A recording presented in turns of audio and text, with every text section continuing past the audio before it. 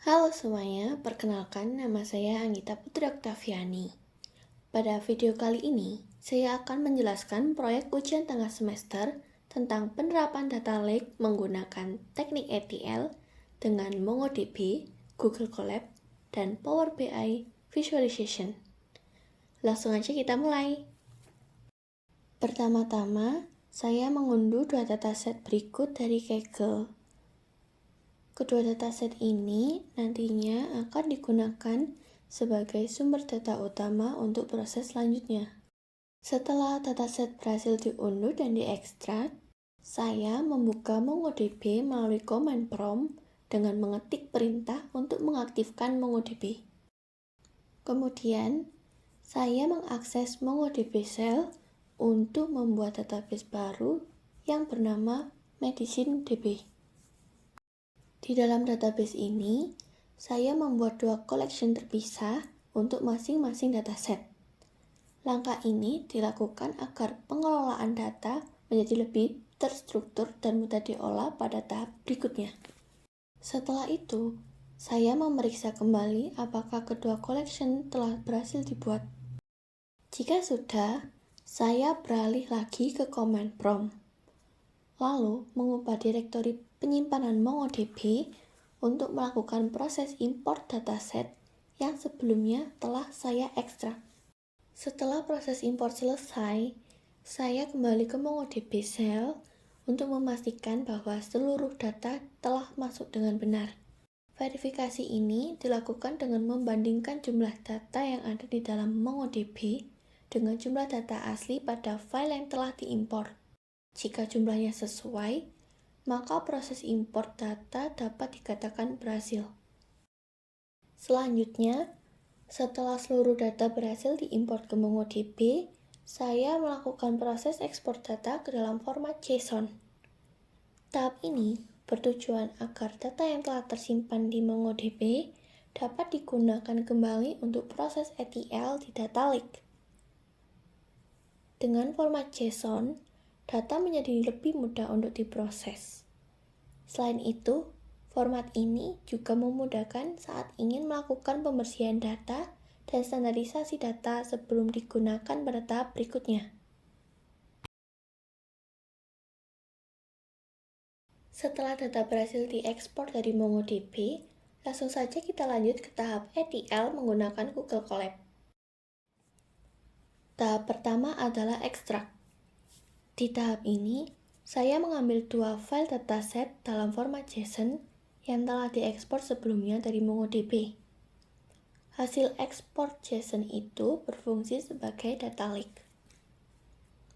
Nah, kemudian kedua file tersebut diimport ke dalam Python menggunakan library Pandas agar dapat diolah dalam bentuk data frame. Selanjutnya, kita masuk ke tahap kedua, yaitu transform. Tahap ini dilakukan untuk melakukan pembersihan dan standarisasi data. Langkah pertama adalah melihat struktur kolom dan tipe datanya untuk memahami isi dari masing-masing dataset. Kemudian, saya melakukan proses melting atau proses mengubah data dari bentuk lebar menjadi bentuk panjang pada beberapa kolom, seperti kolom use dan set effect agar lebih mudah dianalisis. Saya juga menghapus kolom yang tidak penting, seperti ID dan URL gambar. Kemudian mengganti nama kolom yang memiliki spasi menjadi format snakecase supaya lebih mudah dibaca. Lalu, saya membersihkan data dengan menghapus duplikat dan mengganti nilai kosong menjadi unknown supaya data lebih rapi dan mudah dianalisis.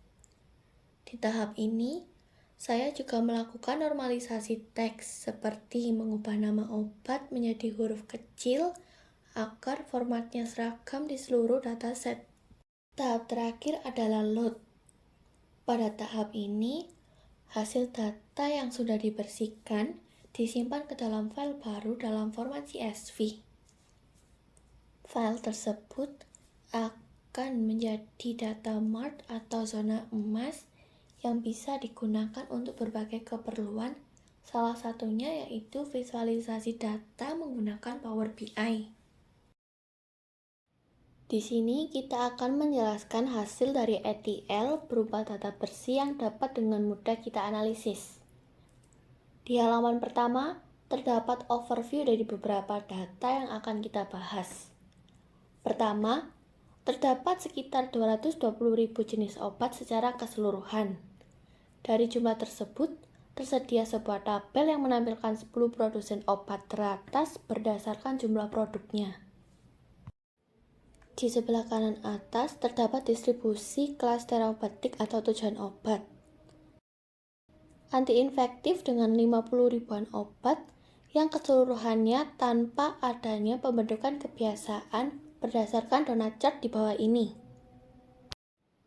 Kemudian ada gastrointestinal dengan kisaran 3.000 obat. Dan di sebelah kiri bawah ada contoh produsen dari Welcia Pharma serta pembentuk kebiasaannya dengan 0,1% atau sekitar 200-an obat. Contoh lainnya, pada kategori respiratori terdapat sekitar 21.000 jenis obat.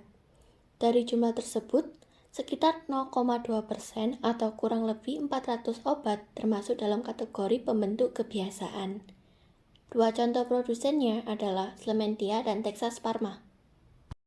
Kita lanjutkan ke halaman kedua mengenai average score, ulasan positif dan negatif.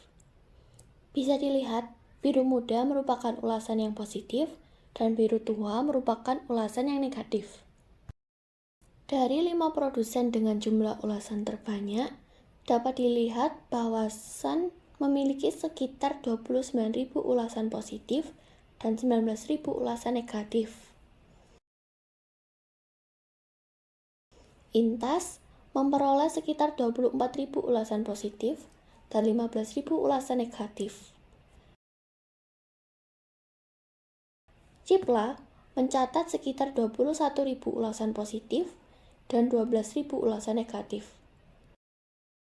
Sedangkan Lumpin memiliki sekitar 17.000 ulasan positif dan 9.000 ulasan negatif. Dan yang terakhir, ada Torrent memperoleh sekitar 16.000 ulasan positif dan 10.000 ulasan negatif. Jadi itulah penjelasan saya tentang proyek ujian tengah semester kali ini. Terima kasih sudah menonton, semoga bermanfaat.